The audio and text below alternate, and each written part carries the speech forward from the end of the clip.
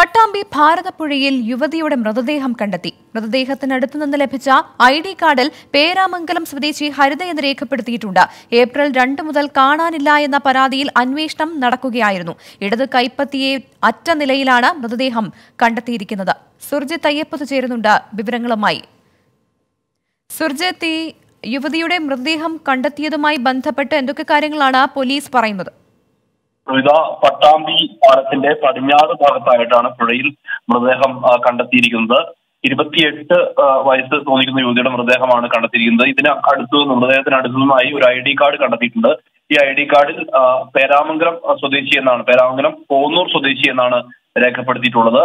ഈ തൊടൂർ പഞ്ചായത്തിലെ പോന്നൂർ സ്വദേശിയായ വീട്ടമ്മയെ കാണാനിൽ നിന്ന് കാണിച്ച് 2 ദിവസം മുമ്പ്, അതായത് കഴിഞ്ഞ ശനിയാഴ്ച ഉച്ചയോട് കൂടിയിട്ട് ഒരു പരാതി പേരാമംഗലം സ്റ്റേഷനിൽ എത്തിയിട്ടുണ്ട്.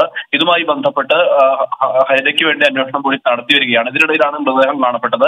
സ്വാഭാവികമായും ഇതുമായി ബന്ധപ്പെട്ടുള്ള അന്വേഷണം ഇപ്പോൾ പോലീസ് നടത്തി വരികയാണ്. ബന്ധുക്കൾ സ്ഥലത്ത് എത്തുന്നുണ്ട്. ഇതിനുശേഷം മാത്രമേ മൃതദേഹം മാറ്റുകയുള്ളൂ. ഒരുപക്ഷെ പോസ്റ്റ്മോർട്ടം നടപടികൾ നടക്കുക തൃശൂർ മെഡിക്കൽ കോളേജിലോ അല്ലെങ്കിൽ പാലക്കാട് ജില്ലാ ആശുപത്രിയിലോ ആയിരിക്കും.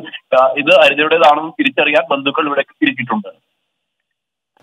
ശരി, പട്ടാമ്പി ഭാരതപ്പുഴയിൽ യുവതിയുടെ മൃതദേഹം കണ്ടെത്തിയിരിക്കുന്നു. മൃതദേഹത്തിന് അടുത്തുനിന്ന് ലഭിച്ച ID കാർഡിൽ പേരാമംഗലം സ്വദേശി ഹരിത എന്ന് രേഖപ്പെടുത്തിയിട്ടുണ്ട്. ഇതേക്കുറിച്ചുള്ള വിവരങ്ങളാണ് സുർജിത്ത് അയ്യപ്പത്ത് നൽകിയത്. ലോകത്തെവിടെയായാലും ഏത് സമയത്തും 24 വാർത്തകളും ഓഗ്മെന്റഡ് റിയാലിറ്റി പാക്കേജുകളും എക്സ്പ്ലെയിനറുകളും വിശദമായി കാണാൻ ഞങ്ങളുടെ YouTube ചാനൽ നിങ്ങൾക്ക് സബ്സ്ക്രൈബ് ചെയ്യാം.